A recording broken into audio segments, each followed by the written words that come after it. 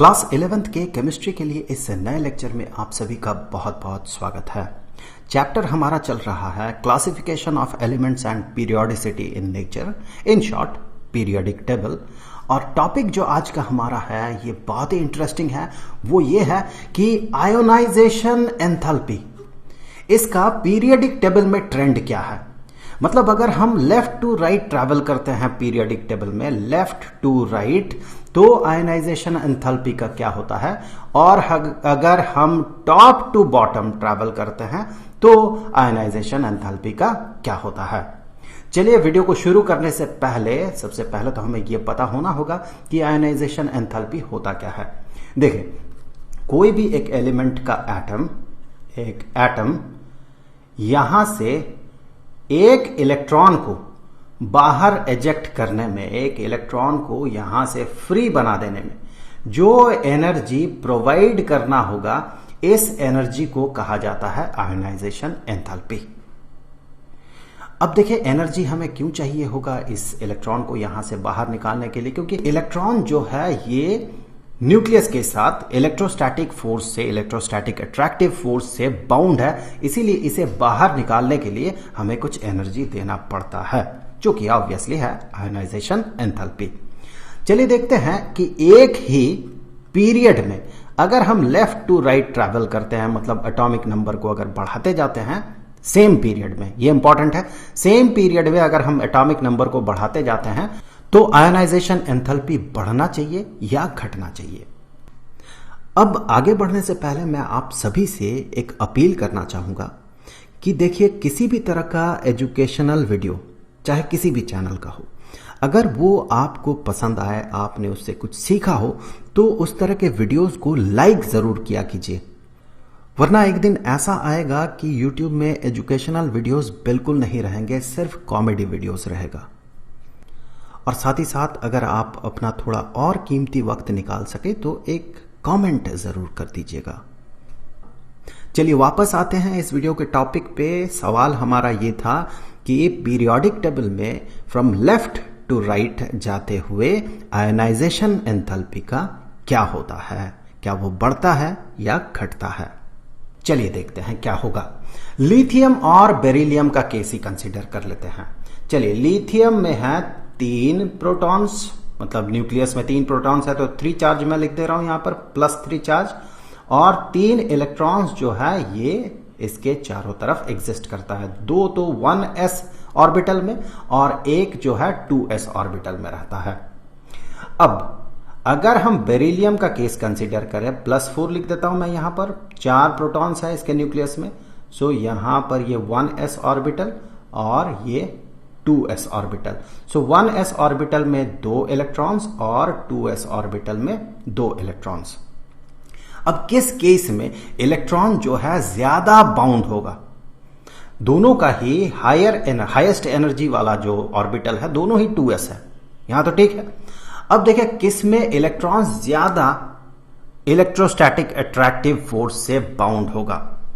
शुरू करने से पहले इस मुद्दे को मैं आपको बता दूं कि 2 तरह के फोर्सेस एक एटम के अंदर काम करता है। ये न्यूक्लियस है पॉजिटिवली चार्ज्ड और जो इलेक्ट्रॉन्स है ये नेगेटिवली चार्ज्ड होता है। सो प्रोटॉन या फिर कहें न्यूक्लियस और इलेक्ट्रॉन के बीच अट्रैक्टिव फोर्स काम करता है। तो इस जगह पे जो फोर्स है वो अट्रैक्टिव नेचर का होता है। लेकिन इलेक्ट्रॉन और इलेक्ट्रॉन चूंकि नेगेटिवली चार्ज पार्टिकल है तो ये एक दूसरे को रेपेल करता है, तो रेपल्सिव फोर्स भी काम करता है। एक तो फोर्स ऑफ अट्रैक्शन यहां पर काम करता है, फोर्स ऑफ अट्रैक्शन न्यूक्लियस और इलेक्ट्रॉन्स के बीच, और दूसरा फोर्स ऑफ रेपल्शन काम करता है इलेक्ट्रॉन के बीच। लेकिन यहां पर इंटरेस्टिंग बात यह है कि जो अट्रैक्टिव फोर्स है ये ज्यादा इफेक्टिव होता है, रेपल्सिव फोर्स इलेक्ट्रॉन के बीच ये कम इफेक्टिव होता है। रीजन बीइंग कि जो पॉजिटिव चार्ज है ये न्यूक्लियस में एक जगह पे कंसंट्रेटेड है, लेकिन इलेक्ट्रॉन्स जो है ये क्लाउड बना के एक रीजन में एग्जिस्ट करता है, सर्टेन प्रोबेबिलिटी के साथ एग्जिस्ट करता है। अलग अलग जगह पे अलग अलग प्रोबेबिलिटी होता है एक ही इलेक्ट्रॉन का, मतलब वो इलेक्ट्रॉन स्कैटर्ड है आप कह सकते हैं, एक जगह पे कंसंट्रेटेड नहीं है, क्लाउड की तरह बिहेव कर रहा है। इसीलिए उसका इफेक्ट जो है वो बहुत कम होता है, रिलेटिवली कम होता है। यहां पर गौर करें, लिथियम और बेरिलियम के केस में यहां न्यूक्लियस में एक पॉजिटिव चार्ज का इंक्रीमेंट होता है, 1 यूनिट पॉजिटिव चार्ज का इंक्रीमेंट होता है, मतलब एक प्रोटॉन बढ़ जाता है। इसके कारण अट्रैक्टिव फोर्स बढ़ जाता है। लेकिन इलेक्ट्रॉन भी आता है, इलेक्ट्रॉन रिपल्सिव फोर्स भी काम करता है, क्योंकि एक इलेक्ट्रॉन भी यहां पर ज्यादा है बेरिलियम के केस में, लेकिन वो उतना ज्यादा इफेक्टिव नहीं होता है। जैसे कि हमने बात किया, फोर्स ऑफ अट्रैक्शन ज्यादा इफेक्टिव होता है एक एटम के अंदर, फोर्स ऑफ रिपल्शन जो है इलेक्ट्रॉन के बीच उतना ज्यादा इफेक्टिव नहीं होता है। तो भले ही एक इलेक्ट्रॉन यहां पर आए, लेकिन चूंकि नंबर ऑफ प्रोटॉन एक बढ़ गया है, तो अट्रैक्शन जो है वो काफी ज्यादा बढ़ गया है।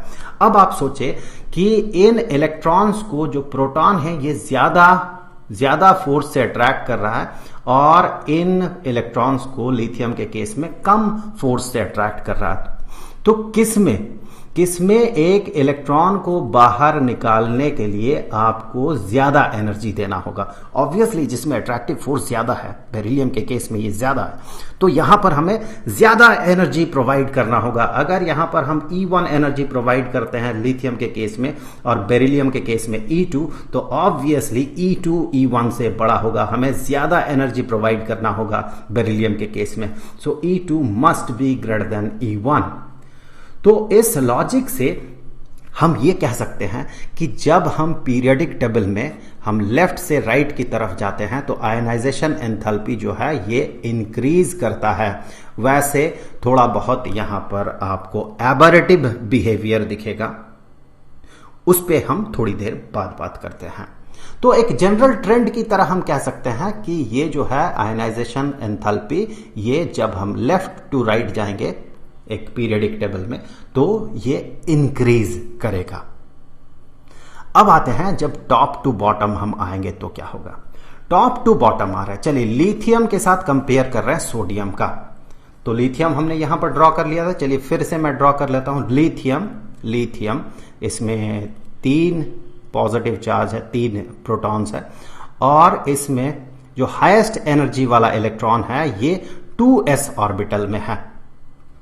लिथियम तो 2s ऑर्बिटल में एक इलेक्ट्रॉन।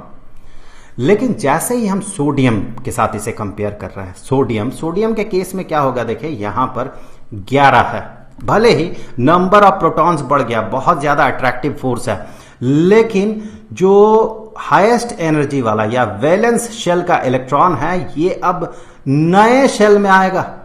अब ये 3s ऑर्बिटल में आ रहा है, 3s ऑर्बिटल में आए। सो चूंकि प्रिंसिपल क्वांटम नंबर बढ़ रहा है, यहां पर हाईएस्ट एनर्जी वाला जो इलेक्ट्रॉन है उसका इंट्रोडक्शन नए शेल में हो रहा, तो नया शेल एक बन रहा है यहां पर। इसीलिए ये जो है ऑब्वियसली ये आप कह सकते हैं कि ये बहुत ज्यादा दूर है ये इलेक्ट्रॉन रिलेटिवली इस इलेक्ट्रॉन से।